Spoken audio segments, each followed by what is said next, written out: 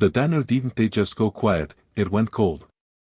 1 second there was the clatter of forks against ceramic plates, the low hum of a country song playing from a dusty jukebox, the smell of burned coffee drifting lazily through the air. The next, it felt like the oxygen had been pulled straight out of the room. A mother sitting near the window instinctively reached for her little girl's hand under the table, squeezing it so tight the child whispered, "Mama, you're hurting me." 6 bikers stepped in together, leather vests worn and faded, heavy boots striking the tiled floor in slow, deliberate rhythm. No one spoke. No one even dared to clear their throat. The waitress behind the counter froze mid-pour, coffee spilling over the rim of a mug. Everyone stared, except one elderly woman sitting alone in the corner booth, her white hair neatly pinned back, her tea untouched. She lifted her chin, looked directly at the men, and calmly said one sentence. What she said next didn't they just stop them, it changed the entire town forever. Before we dive deeper, let us know in the comments where you're watching from. We'd love to hear from you, and if you're new here, click on the subscribe button so you never miss any of our upcoming videos. Her name was Margaret Ellis. At 78 years old, she had lived in that small Pennsylvania town longer than the paint on the diner walls. Every Thursday at exactly 4:15 de la tarde, she ordered chamomile tea and a slice of apple pie. She always sat in the same booth, the one near the window where sunlight hit just right in the late afternoon.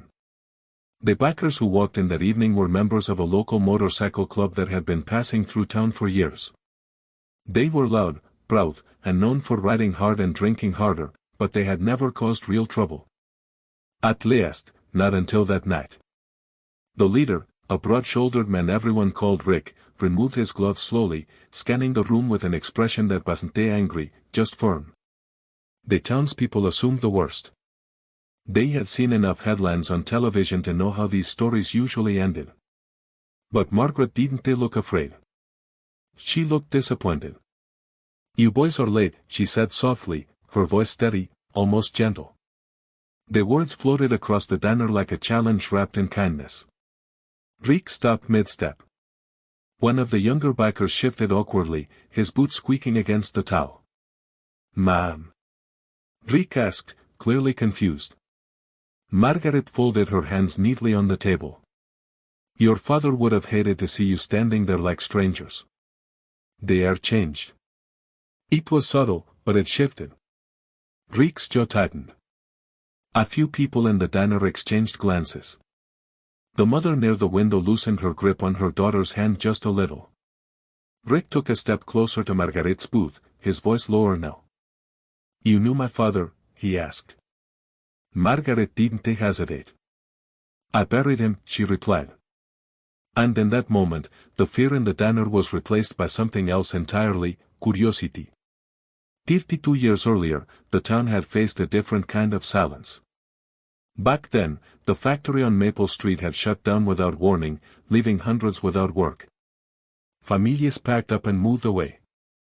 Storefronts emptied. Rick's father, Daniel Harper, had been one of the men who stayed. He was a mechanic by trade, stubborn and proud, determined to keep his family in the only home they had ever known.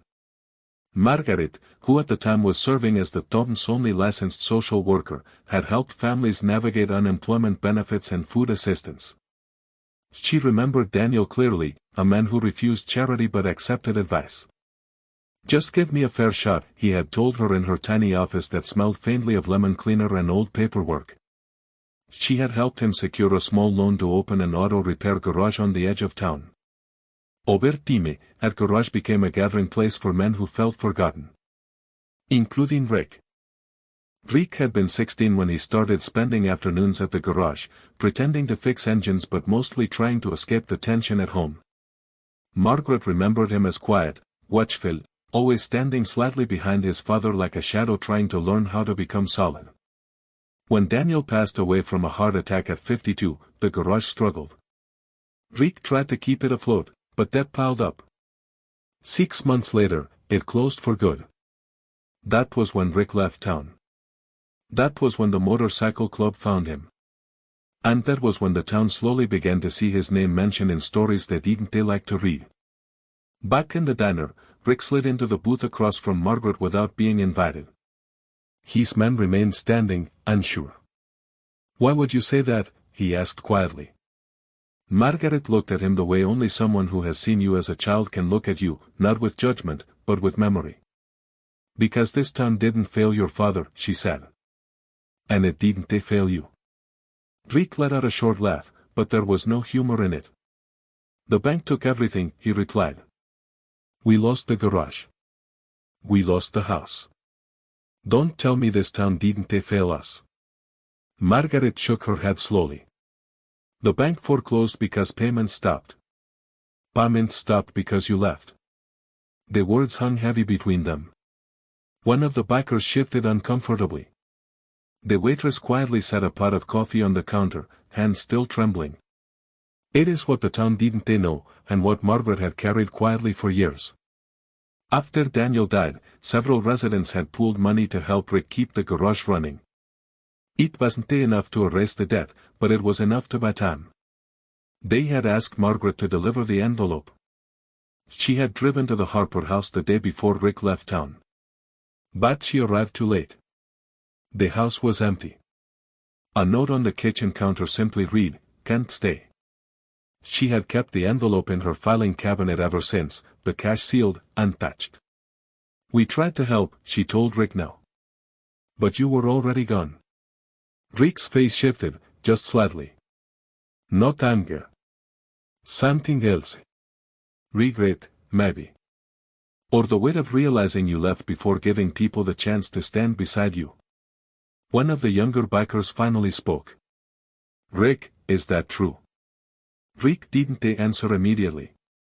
He stared at the scratched surface of the diner table, running his thumb along an old carving in the her name was Eleanor Whitman, and if you asked anyone in town to describe her, they would be used the same three words, steady, observant, and kind. She had worked as a registered nurse at the county hospital for over 40 years, the kind of nurse who remembered birthdays, who held hands during final breaths, who stayed 10 minutes past her shift because 10 minutes can matter. She retired 8 years ago, but retirement never really changed her routine. Every Thursday at 4:15 de la tarde, she sat in that diner booth with her tea, back straight, cardigan neatly folded over her shoulders regardless of the season. People trusted her. They always had. She had delivered their babies, stitched their wounds, and, in some cases, closed their parents' eyes. So when 6 bikers walked in and tension spread like a crack through glass, the fact that Eleanor didn't flinch felt almost unreal. She wasn't fearless. She simply understood people. And she was studying them now. The man leading the group was Cal Turner. Even those who had never met him knew his name. It carried a reputation built over years on highways and in roadside bars across 3 states. He was tall, broad, his beard streaked with gray that hadn't been there a decade earlier. People said he had a temper. People said he protected his own. People also said he didn't forget a slight. But reputations grow larger in small towns, shaped by distance and assumption. Cal removed his gloves slowly, scanning the diner with eyes that missed nothing. It wasn't smiling. It wasn't scowling either. It looked focused. The kind of focus that makes people uneasy because it suggests purpose. The townsfolk saw 6 leather vests and imagined broken glass, overturned tables, headlines on the evening news. Their fear wasn't based on anything that had happened yet. It was based on what they believed could happen. This town was small enough that strangers stood out immediately. Maplewood had 1 traffic light, 2 churches, and a hardware store that still wrote receipts by hand. Neighbors borrowed sugar without asking twice. Kids rode bikes until sunset without anyone worrying too much. It was the kind of place where people noticed when curtains twitched. Outsiders weren't unwelcome, but they were observed. Carefully. So when the rumble of 6 motorcycles echoed down Main Street that afternoon, conversations paused mid-sentence. Store owners stepped outside. By the time the bikers pushed open the diner door, word had already traveled. And fear, once planted, grows quickly in close-knit soul. But it is what no one in that diner understood yet, Cal and his men weren't there for food. They weren't there for trouble either. They were searching for someone. The question hanging in the air was simple, who? Cal's gaze moved from table to table, lingering on faces as if comparing them to a memory. One of the backers, Janger, restless, leaned toward him and whispered something too low for others to hear. Cal gave a small shake of his head. Not yet. That subtle exchange was enough to tighten every chest in the room. The mother by the window shifted her daughter closer. An older man near the counter quietly slid his phone from his pocket, thumb hovering over the screen, debating whether to call the sheriff. And then there was Eleanor. She watched the way the youngest biker avoided eye contact. She noticed how another kept flexing his right hand, nerves disguised as toughness.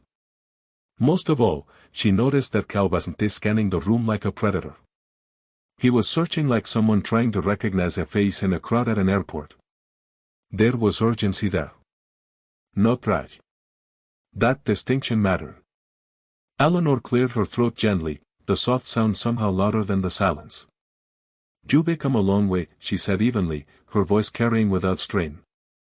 Cal turned fully toward her now. "We're looking for someone," he replied. "Direct. No theatrics." A ripple of unease moved through the diner. "Looking for who?" Eleanor tilted her head slightly. "This isn't a big town," she said. "If you tell me the name, I can probably tell you where to find them." A bold offer. Too bold, some might say. Cal hesitated, and for the first time, uncertainty crossed his face. "Name is Daniel Reed," he finally said. The name meant nothing to most of the people listening. A few exchanged confused looks. No one gasped. No one whispered recognition. But Eleanor's fingers tightened almost imperceptibly around her teacup. She knew that name. Not from gossip. Not from rumor. From a hospital room, 3 months earlier. From a file she had reviewed out of habit, even in retirement. The stakes shifted instantly, though no one else realized it yet. The town feared violence, shattered windows, bruised faces, chaos that would stain their peaceful reputation. But Eleanor understood something deeper was at risk. Daniel Reed wasn't just a name. He was a 17-year-old boy who had shown up at the emergency room alone one night, bruised ribs, split lip, refusing to explain who hurt him. She had been visiting an old colleague when she saw him sitting there, jaw clenched, eyes defiant but scared. "I'm fine," he had insisted. It wasn't fine. And now 6 bikers were searching for him. Cal took a step forward. "We heard he's been staying around here," he said. "We just want to talk." "Used want to talk." The phrase sounded harmless, but in the charged air of the diner, it felt heavy. The sheriff was 20 minutes away on a good day. If something happened, it would happen fast. Eleanor's mind moved carefully, like it always had in crisis situations. She thought about the boy's silence in that hospital bed. She thought about the way he flinched when a man's voice rose in the hallway. She thought about how he refused to list an emergency contact. And she thought about the possibility that the danger the town feared might not be what it seemed. "Why are you looking for him?" she asked calmly. Cal's jaw tightened. One of the bikers muttered, "Because he ran." The word landed hard. Ran. From what? From whom? Eleanor held Cal's gas. "It's a minor," she said quietly. "If you're family, that's one thing. If you're not, that's another." A flicker of something, frustration, maybe guilt, crossed Cal's face. "It's my nephew," he said at last. The room absorbed that information slowly. A nephew. Not a rival. Not a debtor. Family. But family doesn't always mean safety. Sometimes it means control. Sometimes it means secrets. The diner felt smaller now, the walls closer. Outside, a pickup truck drove past, its engine loud in the sudden stillness. Inside, every breath felt measured. Eleanor knew she was standing at a crossroads. If she said nothing, the bikers would start knocking on doors. Maplewood would fracture under suspicion. If she spoke carelessly, she might send a frightened boy straight back into something he had tried to escape. She set her teacup down with deliberate care. "And what happens when you find him?" she asked. Cal didn't answer immediately. His silence said more than any threat could have. But the truth about why they were there was darker than anyone expected. Cal's eyes moved across the diner again, slower this time, more deliberate. He wasn't glancing randomly. It was measuring faces, ages, reactions. It paused briefly on a teenage busboy near the kitchen doors, then shifted to an older man in a trucker cap, then to the mother by the window. There was a flicker of recognition followed by dismissal. It was looking for someone specific. Not just a name. A face. A posture. A resemblance. The kind of search that comes from memory, not description. The whispers began to spread from booth to booth, low and urgent. "I heard they trashed a bar 2 towns over. My cousin said they run guns downstate. Someone call the sheriff. Fair though inte need proof, it feeds on possibility." Eleanor heard every word, but her focus never left Cal's expression. It wasn't the rage driving him. It was something tighter. Controlled. Almost restrained. And that restraint was what unsettled her most. The youngest biker shifted his weight again, clearly uncomfortable with the silence stretching too long. "He was spotted near here," he muttered under his breath, but loud enough for a few diners to catch it. The rumor instantly changed shape. Now it wasn't just bikers passing through. It was a hunt. A search that had already crossed county lines. Eleanor's mind replayed her last conversation with Daniel Reed in the hospital corridor 3 months earlier. He had been discharged just after midnight. She remembered the fluorescent lights reflecting off the polished floor, the faint smell of antiseptic in the air. "You don't have to go back if you're not safe," she had told him quietly. He had looked at her, eyes tired but determined. "You don't understand," he said. "If I stay, it gets worse." He never explained what worse meant. But she believed him. And now the man claiming to be his uncle stood 20 feet away. Cal stepped toward the counter, boots heavy against towel, and placed both hands flat on its surface.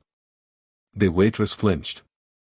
"We're not here to cause trouble," he said, voice steady but firm. "We just need information." The words sounded reasonable. But in a room thick with tension, reason rarely wins. An elderly man near the door stood slowly, clearing his throat. "This town don't tolerate threats," he said, trying to sound braver than he felt. Cal didn't respond to the challenge. He didn't raise his voice. He simply scanned the room again. That composure began to unsettle even his own crew. One of them leaned closer and whispered, "Cal, maybe we should check the motel instead." Cal shook his head once. He was here. The certainty in his tone silenced them. But that wasn't the part that shocked everyone. What shocked them was what Cal did next. Instead of demanding answers, instead of flipping tables or issuing warnings like the rumors predicted, he reached into his vest pocket and pulled out a folded photograph. His hands were rough, scarred, but they handled the paper carefully. He placed it on the counter and turned it outward so the room could see. "This is Daniel," he said. The photo showed a teenage boy standing beside a rusted pickup truck, shoulders tense, eyes guarded. A faint bruise was visible near his collarbone, barely noticeable unless you were trained to see it. Eleanor noticed. The diners leaned forward, curiosity overpowering fear. What Cal did next stunned even his own men. His voice lowered. "It's been missing for 9 days." The word missing shifted everything. Missing meant vulnerability. Missing meant uncertainty. Missing meant this wasn't about control, at least not entirely. The whispers changed tone. 9 days? Why didn't they go to the police? Maybe they did. Eleanor studied Cal's face carefully. There were dark circles under his eyes. His beard hadn't been trimmed evenly. This wasn't a man on a casual errand. This was a man who hadn't slept. Still, something didn't sit right. If Daniel was simply missing, why did the boy's hospital records list no emergency contact? Why had he refused to give his uncle's name? Why did he flinch at the sound of a motorcycle engine outside the ER entrance that night? Eleanor folded her hands calmly on the table, but her mind was assembling pieces like a puzzle she wasn't sure she wanted completed. Cal turned slightly, scanning the booths again. His gaze paused on the hallway leading to the restrooms. For half a second, barely noticeable, his jaw tightened. He took a step in that direction before stopping himself. And then Eleanor noticed something no one else did. The busboy near the kitchen doors had disappeared. His cleaning rag lay abandoned on a table. The back door near the dumpsters, usually propped open slightly for ventilation, was now fully shut. Eleanor's heartbeat slowed instead of racing. She had seen this before, the quiet signals of someone preparing to run. She rose from her booth carefully, drawing attention without raising alarm. "Cal," she said gently. "If your nephew was here, pushing won't they help?" He looked at her, searching her expression for deceit. Outside, a motorcycle engine revved as one of the bikers adjusted his position. Inside, the air felt thinner. A teenage boy hiding in a restroom stall could hear every word. A town balance between fear and compassion could tip either way. Eleanor walked a few steps closer to Cal, lowering her voice so only he could hear. "If he's hiding," she said softly, "it's because he's afraid." Cal's eyes hardened slightly. "Of what?" he asked. The question lingered. "Afraid of what? Of strangers? Of family? Of going back?" The answer mattered more than anyone in that diner realized. And the next decision Cal made would determine whether Maplewood's quiet reputation survived the night, or whether it became just another town people spoke about in past tense. Eleanor held Cal's gaze, and for a brief second, the noise in the diner faded into the background of memory. Because this wasn't the first time she had looked into those eyes filled with pain and pride fighting for control. 12 years earlier, on a rain-slick highway just outside town, a motorcycle had collided with the guardrail at nearly 60 miles per hour. The paramedics who wheeled the young rider into County General described him as combative, disoriented, bleeding heavily from a deep laceration along his thigh.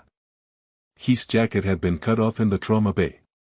Underneath the leather and patches was just a young man shaking from shock. That young man was Cal. Back then, his beard was darker, his shoulders narrower, but the stubborn set of his jaw was the same. The waiting room had whispered about him even then. "Biker. Probably drunk. Serves him right." Judgment is easy when someone looks different from you. Eleanor had been the charge nurse on duty that night. She remembered the smell of antiseptic mixing with rainwater as it dripped from his boots onto the floor. She remembered how he tried to push the doctor's hand away, muttering, "I'm fine, just stitch it." It wasn't fine. His femoral artery had narrowly missed being severed. Another inch and he would have bled out on the asphalt. While the surgical team worked, Eleanor stood by his side, speaking in a calm, even tone. "Stay with me," she had said. "Tell me your name." He hesitated before answering. "Cal, no last name." Used Cal. His pulse was erratic, fear masked as anger. When the anesthesia began to pull him under, he whispered something she almost didn't catch. "Don't call anyone." That detail stayed with her. He remained in recovery for 3 days. No visitors came. No flowers. No phone calls asking for updates. Eleanor checked on him more than her shift required. She brought him ice chips when his throat was dry. She adjusted his blanket when he pretended not to be cold. On the second night, when the hallway lights dimmed and the hospital grew quiet, he finally spoke without defensiveness. "You don't look at me like the others," he said. Eleanor adjusted his foreline and replied simply, "I look at you like a patient." He studied her face carefully, as if trying to understand how that could be true. "People see the jacket first," he muttered. "I see the bleeding first," she answered. It wasn't poetic. It was practical. But to a young man used to being measured by his appearance, it meant something deeper. Before he was discharged, Eleanor handed him a small envelope containing information about physical therapy and a note with her neat handwriting at the bottom: "Take care of the leg, but take care of your future too." He stared at the note longer than he meant to. "Why do you care?" he asked. Eleanor shrugged lightly. "Because someone should." That was the last time she saw him. Until now. Standing in the diner. Leading 6 men. Searching for a boy who had run. The room couldn't see it, but something shifted behind his eyes. Recognition. Memory. Gratitude colliding with pride. Back in the present, Cal's breathing changed subtly. His shoulders lowered half an inch. He looked at Eleanor not as an obstacle, but as someone who had once seen him at his weakest and chosen not to judge him. That kind of memory doesn't fade. Gratitude, when it's real, settles quietly and waits for its moment. But gratitude can also create conflict. Because now he stood as a leader in front of his crew, carrying a reputation built on strength and certainty. And here was the woman who had once wiped blood from his skin and told him he deserved a future. Two identities pulling in opposite directions. Inside Cal, something unsettled began to rise. He had told his men they would bring Daniel home no matter what. He had promised his sister, Daniel's mother, that he would fix this. That he would make things right. But standing in front of Eleanor, he was forced to confront a question he had been avoiding for 9 days. Was Daniel running from danger, or from him? He remembered being 17 himself, convinced that leaving town was the only way to survive the weight of expectations. He remembered how anger had felt easier than vulnerability. And now he was the adult in the story, the one others feared. One of the bikers stepped forward. "Cal, we're wasting time," he said quietly. Cal didn't respond immediately. His eyes remained locked on Eleanor's. She didn't accuse him. She didn't challenge him publicly. She simply held his gaze with the same steady calm she had in that hospital room years ago. It reminded him of something he hadn't felt in a long time: accountability without humiliation. Respect without fear. And that was dangerous. Because it made him question himself. Eleanor spoke softly, but her words carried weight. "If he's hiding, it's because he believes he has to," she said. "Think about that." Cal swallowed, a small motion almost invisible unless you were watching closely. His men shifted again, confused by his silence. They had expected force. Decisiveness. Instead, they were watching their leader hesitate in front of an elderly retired nurse. But what they couldn't see was the battle unfolding inside him. The memory of her voice telling him to stay awake on that operating table. The memory of being treated like a human being when he felt like nothing more than a stereotype. Gratitude is powerful. But so is pride.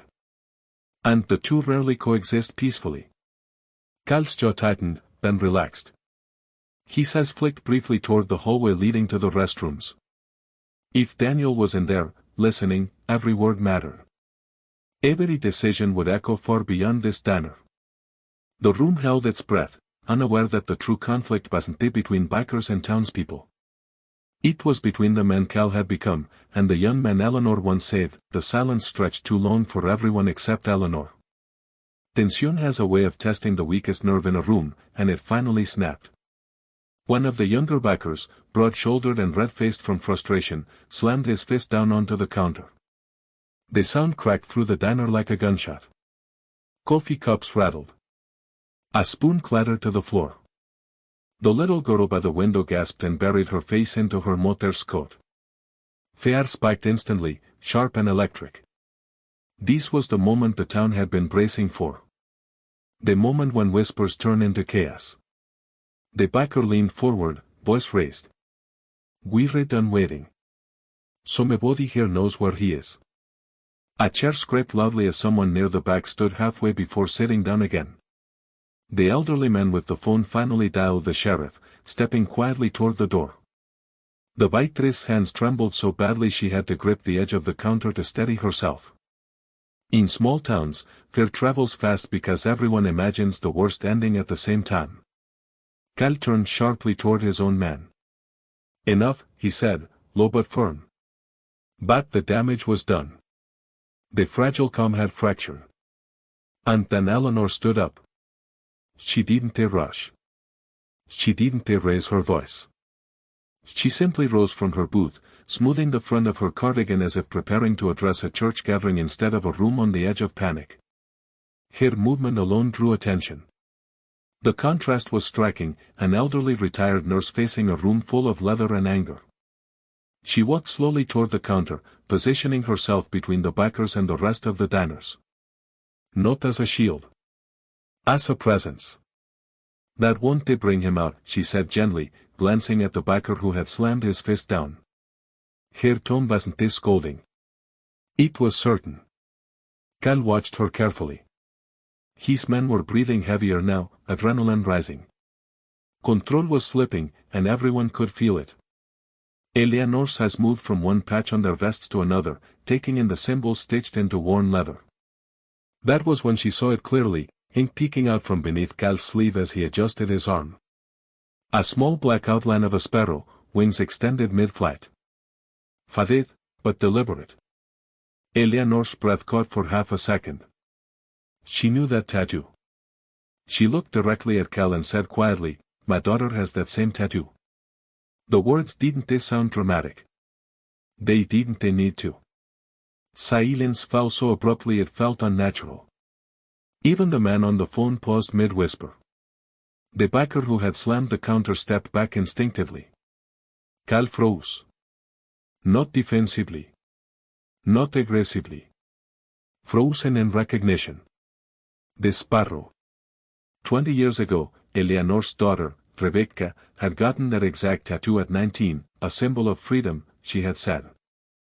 "It means I'll always find my way home," she told her mother with a grin. Rebecca had died 3 years later in a car accident on an icy bridge. The sparrow became something sacred after that. Cal slowly pulled his sleeve back a little further, revealing the full design. It wasn't identical, but it was close. Same angle. Same outstretched wings. "When did she get it?" he asked, his voice no longer hard. "Before she passed away," Eleanor answered steadily. The room absorbed that detail with quiet weight. No contradictions. No confusion. Used truths. Rebecca was gone. And the sparrow remained. Cal looked down at his own arm as if seeing the ink for the first time. "My sister designed this," he said after a long pause. "For Danielle's mom. We all got one the year her husband left. She said it meant we'd stick together. No matter what." His voice faltered slightly on the last sentence. "Stick together. No matter what." Eleanor studied his expression carefully. "Sometimes," she replied softly, "sticking together means letting someone breathe." The younger backers exchanged uncertain glances. This wasn't the confrontation they expected. It wasn't the dominance or surrender. It was something more complicated, memory colliding with reality. Cal's jaw tightened again, but this time it wasn't the anger. It was reflection. The sparrow on his arm suddenly felt heavier than ink. It carried expectation. Protection. Breathe. And maybe control disguised as loyalty. From the hallway near the restrooms, there was the faintest sound, the creak of a hinge. Eleanor's ears caught it immediately. Daniel was still here. Listening. Every word shaping what he believed would happen next. Cal heard it too. His eyes shifted toward the sound, but he didn't move. Not yet. Eleanor's voice lowered, meant only for him. "If he runs again tonight," she said gently, "he won't run toward family." The statement wasn't a threat. It was a truth. Cal's chest rose slowly as he took in a long breath. His men waited for instruction. The town waited for resolution. The sheriff's siren, faint in the distance now, began to grow louder. But what Cal did next no one in that diner ever forgot. The distant siren grew louder, echoing faintly through Main Street, but inside the diner, something far more important was happening. Cal's eyes remained fixed on Eleanor, not on the hallway, not on his men, not on the door. On her. His brow furrowed slightly, as if pulling a memory from somewhere he hadn't visited in years. He looked at her hands first, steady, folded calmly in front of her. Then at her posture. Then at her eyes. Recognition doente always arrive loudly. Sometimes it settles slowly, like a light turning on in a dark room. You were there, he said quietly, almost to himself. Eleanor didn't answer immediately. She saw it in his face, the connection forming. The hospital room. The rain against the windows. The smell of antiseptic. The voice that told him to stay awake. Cal's breathing changed again, but this time it wasn't tension.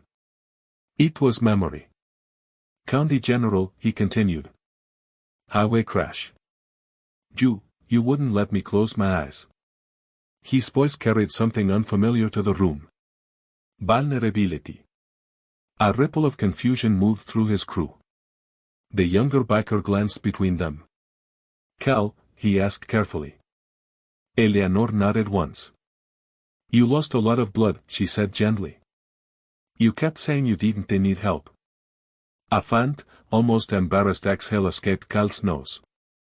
He shook his head slightly. You told me to think about my future, he said. Said someone should care. He swallowed.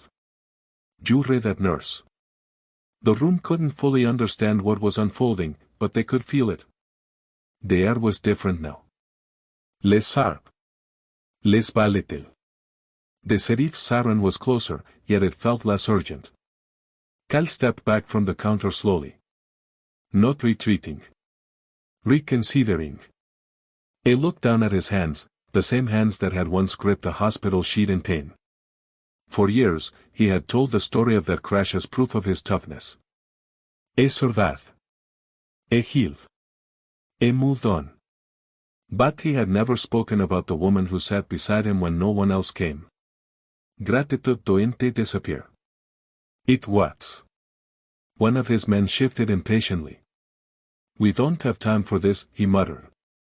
Cal turned toward him, but there was no anger in his expression now. Only clarity. Yeah, Cal replied quietly. We do. And then everything changed. The posture of the men behind him softened, almost unconsciously. Shoulders lowered. Hands unclenched. The biker who had slammed his fist against the counter stepped back fully, creating space instead of pressure. The shift wasn't dramatic. It was subtle. But in a room charged with fear, subtle felt enormous. Cal looked back toward the hallway near the restrooms. Daniel, he called out, voice steady but no longer commanding. You don't have to run. The words landed differently this time. They didn't sound like a demand. They sounded like an invitation. Silence. Eleanor watched carefully. She wasn't smiling. She wasn't celebrating. She was measuring the sincerity in his tone. If he comes out, she said softly, you listen first. It wasn't a request. It was a condition. Cal nodded once. No hesitation. The sheriff's cruiser rolled past the diner window, lights flashing but siren cutting off as it slowed. Deputies stepped out cautiously, hands near their belts, assessing through the glass. Inside, the town braced for confrontation. But what they saw instead confused them. The bikers weren't overturning tables. They weren't shouting. They were waiting. The restroom door creaked open slowly. A thin teenage boy stepped into view, shoulders tense, eyes scanning for exits. Daniel. He looked smaller than his photograph. Fear had a way of shrinking people. His gaze locked onto Cal instantly. Every muscle in his body looked ready to bolt. Cal took a single step backward instead of forward. It was a small gesture. But it mattered. I'm not here to drag you anywhere, Cal said quietly.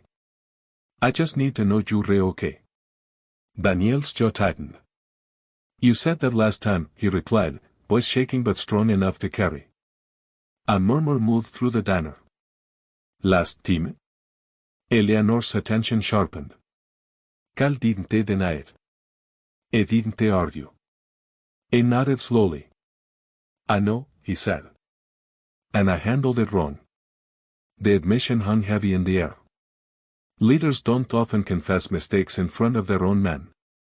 But he didn't look at them. He looked at Daniel. Eleanor saw the moment it registered with the crew. Their image of strength had always meant dominance. But now they were witnessing something else, accountability. One of the older bikers crossed his arms thoughtfully, no longer defensive but reflective. The deputies stepped cautiously inside the diner, hands still near their radios. Everything all right here? One asked, scanning the leather vests. Cal raised his hands slightly, palms open. We're fine, officer, he said calmly. Just talking. Emotional shift replaced fear. The townspeople who had moments ago imagined shattered glass were now watching a fractured family attempt something far more difficult than intimidation, honesty. Daniel's eyes flicked toward Eleanor briefly, as if searching for confirmation. She gave him the slightest nod. Not telling him what to do. Just reminding him he wasn't alone. Cal took a slow breath.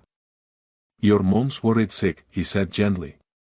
But if you don't feel safe going back the way things were, we figure something else out. The diner remained silent, but it was no longer frozen. It was listening.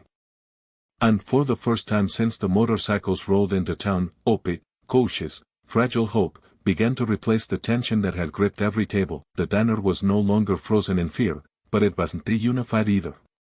Relief had entered the room, yes, but so had division. You could see it in the glances exchanged across tables. Some townspeople softened, shoulders easing as they watched Cal lower his voice and step back from Daniel instead of toward him. Others remained rigid, arms folded, distrust carved deep into their expressions. Fear doesn't disappear simply because someone speaks gently. It lingers, reminding you of what could still go wrong. The deputies stayed near the entrance, observing. They weren't intervening, but they weren't leaving either.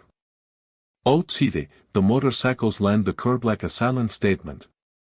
To some, they still symbolized threat. To others, they suddenly looked like something else, transportation, loyalty, brotherhood. Symbols change meaning depending on who's looking. An older woman near the counter leaned toward her husband and whispered, I don't care how polite they sound.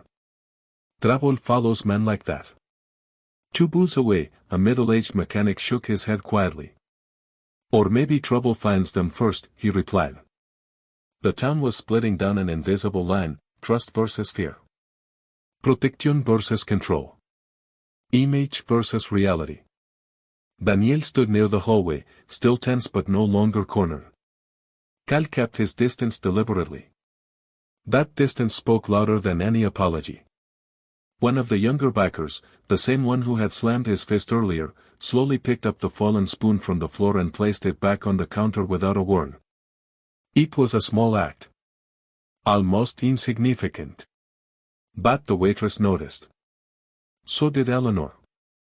Gray areas are uncomfortable. They force people to rethink the stories they've told themselves for years. Were they villains, or men shaped by how the world treated them? The answer wasn't clean. Cal had built a reputation that invited fear. His crew had leaned into that image when it served them. Strengths had been their shield. Intimidation, their language. But standing there now, none of them looked powerful. They looked uncertain. Man. The sheriff finally entered fully, removing his hat. Cal, he said carefully, recognizing him. There was history there too, warnings issued, minor charges years ago, nothing that stuck. You causing problems in my town? The question was direct, but not hostile. Cal shook his head once. No, sir, he replied. Just trying to fix one. Fix one. Not claim. Not control. Fix. Daniel finally spoke again, voice steadier than before. You said you'd listen, he reminded his uncle.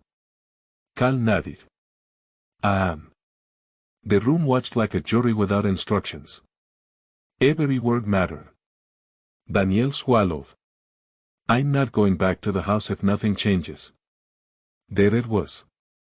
The real conflict. Not violence in a diner. Not leather vests and rumors. Home. Whatever home had become. A murmur rippled through the town.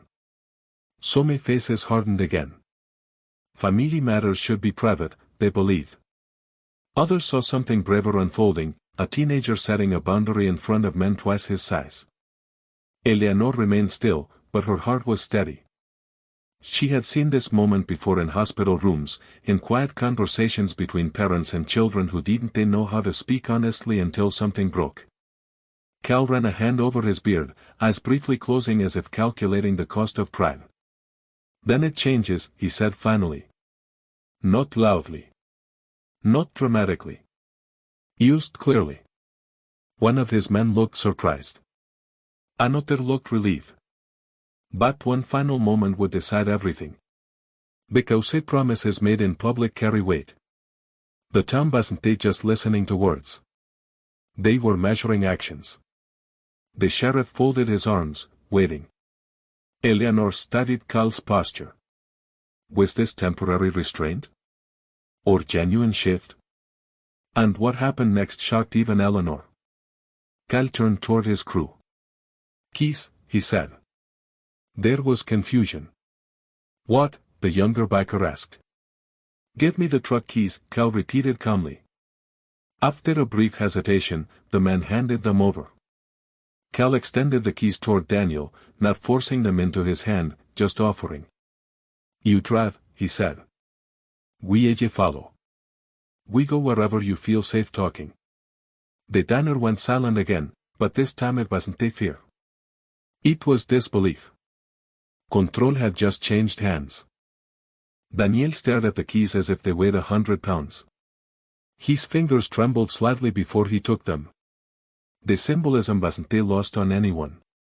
The man with the reputation for dominance had just handed decision-making to a 17-year-old boy in front of his entire crew and half the town.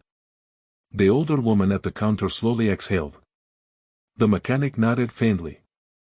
The waitress wiped her hands on her apron, eyes softening. Even the sheriff's posture eased. Eleanor felt something unexpected rise in her chest, not just relief, but humility. People are rarely only one thing. Not hero. Not villain. Most are a collection of scars, choices, regrets, and chances to do better. The deputies stepped aside, allowing space rather than asserting authority. The town watched as Daniel walked toward the door, bikers parting without argument.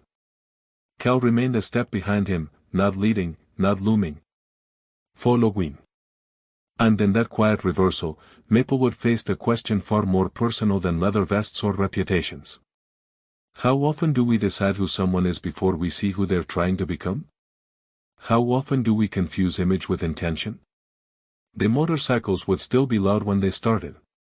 The jackets would still look intimidating under streetlights. But for those who sat inside that diner, something fundamental had shifted. Fear had been loud. Understanding was quieter. And sometimes, quieter is stronger. The engines had just started. Daniel stood beside the pickup truck, keys trembling slightly in his hand, when the sound rolled down Main Street, not the familiar rumble of Cal's crew, but a sharper, faster roar. 3 motorcycles tore around the corner without slowing, cutting across the center line before braking hard in front of the diner. The movement was aggressive. Intentional. The deputies turned instantly, hands moving to their belts. The townspeople inside froze again, fear snapping back like a reflex. Cal's posture changed in a way only Eleanor fully recognized. Not anger. Protection. The men who had followed him moments earlier shifted instinctively, forming a quiet line between the newcomers and the diner entrance. No shouted commands. No panic. Just positioning. The riders who had arrived wore no familiar patches, no sparrow insignia. Their faces were harder, expressions sharp with challenge. One of them revved his engine repeatedly, the sound echoing off brick storefronts. It wasn't subtle. It was bait. Looks like Maplewood's hosting tonight, one of the newcomers called out with a mocking grin. The tension was immediate and dangerous. This wasn't a rumor. This wasn't a misunderstanding. This was escalation. Danielle stepped backward toward the diner door, eyes wide. Eleanor felt the shift before she fully processed it. The threat wasn't inside anymore. It was outside. And the line between chaos and control was thin. Cal stepped forward, but not toward the diner. Toward the street. You're in the wrong place, he said calmly. One of the rival riders laughed. Since when do you care about places like this? Cal didn't answer right away. His crew stood behind him, silent but steady. No fist-slamming counters now. No restless shifting. Used presence. The deputies moved closer, but they weren't the first barrier anymore. The rival rider's gaze flicked toward the diner window, noticing the frightened faces inside. Relax, he said sarcastically. We're just passing through. But his hand moved toward his jacket in a way that wasn't casual. And in that split second, everything crystallized. Cal stepped directly between the rival rider and the diner entrance. His voice dropped lower, firmer than anyone inside had heard yet. Not through here. The words weren't loud. They didn't need to be. The younger bikers who had once looked eager for confrontation now stood grounded, disciplined.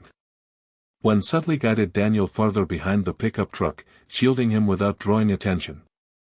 Another positioned himself near the deputies, not challenging them, but aligning with them. Eleanor watched through the glass, heart steady despite the surge of adrenaline around her. She saw it clearly now, the difference between men seeking dominance and men choosing responsibility. The rival rider scoffed and revved again, but something in Cal's stance made him hesitate. Loyalty is visible when it's real. The crew behind Cal wasn't restless. They weren't hungry for a fight. They were unified. Protective. The message was unmistakable, this town was not prey. For a long moment, no one moved. Then one of the rival riders shook his head. Not worth it, he muttered. The engines revved once more, loud, defiant, before the three bikes peeled away down the highway, disappearing as quickly as they had arrived. Silence followed. Not fragile silence. Earned silence. Cal didn't celebrate. He didn't turn to the diner expecting gratitude. He simply exhaled slowly and glanced back toward the window where Eleanor stood watching. In that moment, the town finally understood who they really were. Not saints. Not monsters.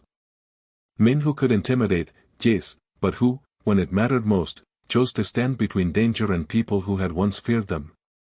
Eleanor felt something settle deep in her chest. Years ago, she had treated a wounded young man without judgment. She hadn't done it expecting repayment.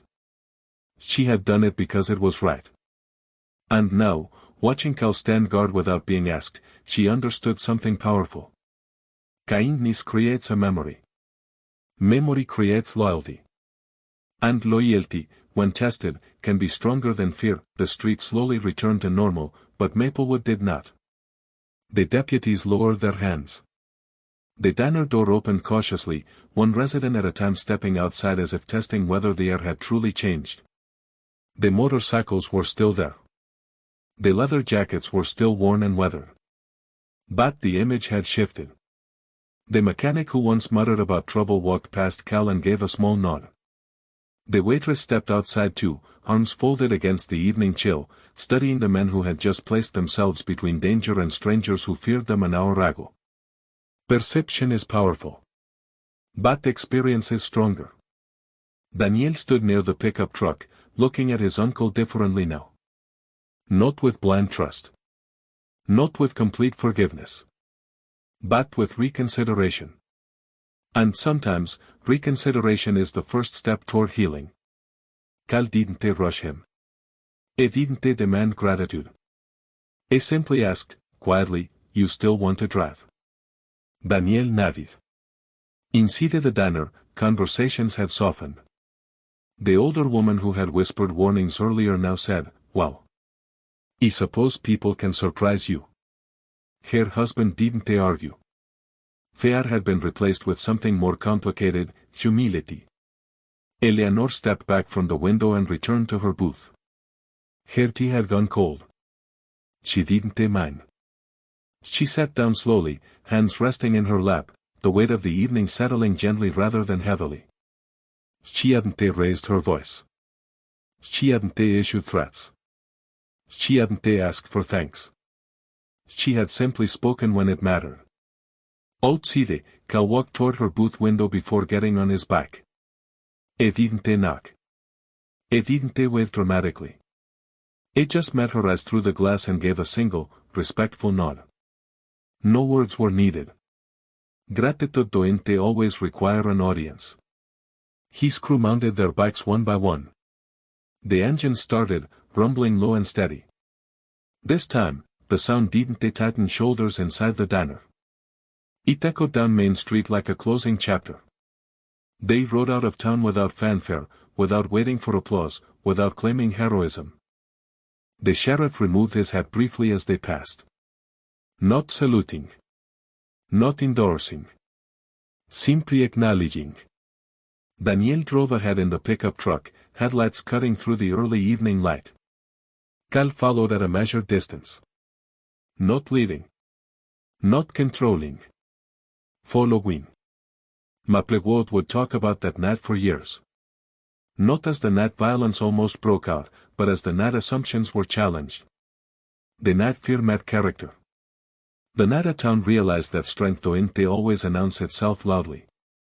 Eleanor finished the last sip of her cool tea and placed a few bills on the table. As she stood to leave, the mother who had once gripped her daughter's hand stopped her gently. You weren't scared, she asked. Eleanor offered a small smile. I was, she said honestly. I just didn't let it speak first. She stepped out into the quiet street, cardigan pulled close against the breeze, returning to the small house she had lived in for decades. Tomorrow, she would water her plants. She would read by the window. Life would resume its ordinary rhythm. But something in the town had shifted permanently. Because sometimes, the most powerful people in the room are the quietest ones. And sometimes the strongest protection isn't built on fear, but on the memory of someone who chose to care when no one else did. Now ask yourself, if you had been sitting in that diner, what would you have seen first? The leather jackets? Or the humanity underneath them? And if it were your town, would you have judged the same way, long after the engines faded beyond the county line, long after the sheriff's cruiser pulled away, long after the diner lights dimmed and chairs were stacked on tables? The real question lingered. Was kindness repaid, or was destiny simply catching up? Eleanor didn't step into that moment expecting loyalty. She didn't help a wounded young man years ago because she believed one day he might stand between danger and her town. She helped him because it was right. No cameras. No applause. No guarantees. And yet, years later, when the test came, that single act of compassion echoed louder than reputation ever could. So were the bikers ever truly the villains? Or were they men shaped by loss, by pride, by the way the world reacted to them before it ever tried to understand them? It's easier to label people than to listen to them. Easier to fear what looks different than to question what we assume. That night didn't erase and Johnny's past. It didn't rewrite mistakes. But it revealed something powerful, that people are rarely defined by their worst rumors. Sometimes they're redefined by the moment they choose to be better. And maybe that's what really changed in Maplewood. Not the bikers. Not the town. But the willingness to see beyond the surface. So let me ask you. What do you think really changed that night? Was it bravery, or gratitude finally returned? And if you were in that diner, would you have seen a threat first, or a chance for redemption? If this story moved you, hit that like button, it helps us reach more people. And subscribe if you want more powerful true stories every week.